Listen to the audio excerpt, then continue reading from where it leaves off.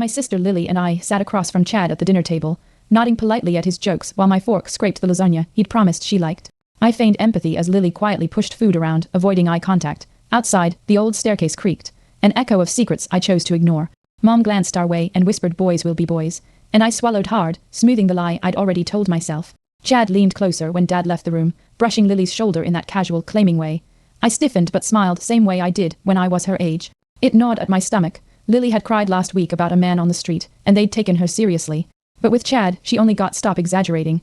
I cleaned a smudge on my plate, shaking. Later that night, footsteps echoed down the hall. I found Lily sitting on the bottom step, eyes wide, pants damp. She couldn't even speak. I wrapped her in a blanket and whispered, "It's okay, baby." But it wasn't. Upstairs, Chad's door shut softly. I watched the staircase, its shadow stretching long like a lie, and knew the moment was coming. I tried confronting Mom, but she waved it off. "He's always been affectionate. You're just paranoid." Dad nodded in silence. I screamed inside. Lily had drawn bruises on a napkin, but they tossed it like trash. "She's dramatic," they said. I slammed my room door, clutching my phone, scrolling through old texts from Chad messages I'd deleted but never forgotten. That night, I stayed awake, planning to install a lock on Lily's door, but Chad beat me to her room. She screamed short, sharp. I ran. Chad backed off like nothing happened. "She's fine," he said, that smug smile bleeding into his words. I looked at Lily shaking, clutching her doll, and knew she wasn't. My fists clenched. The next morning, Lily tripped at the top of the stairs. Or was she pushed? Her scream pierced everything. Her body hit the floor, dress red with blood from a scraped leg.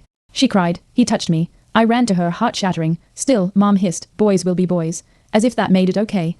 I couldn't breathe. Lily's caseworker from the assault hotline arrived, having been secretly called by Lily a week ago. She listened, took one look at Chad, and pulled me aside. "You have a choice now." The old staircase groaned behind us as Chad appeared.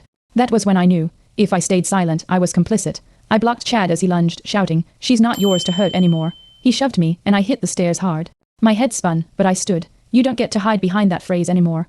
"Boys will be boys" is a lie. My voice cracked, but it didn't shake. Police sirens wailed outside. Lily stood beside me, holding my hand tight. Chad tried to flee, but they grabbed him. Mom screamed at the officers, "You don't understand, he's a good boy." But they didn't care. For the first time, the hallway belonged to us, not him. Days later, I sat with Lily at the bottom of that same staircase. She showed me a drawing. Us, as superheroes. "You saved me," she whispered. I shook my head. "You saved yourself. I just followed." The light overhead flickered once, then steadied. "So did we."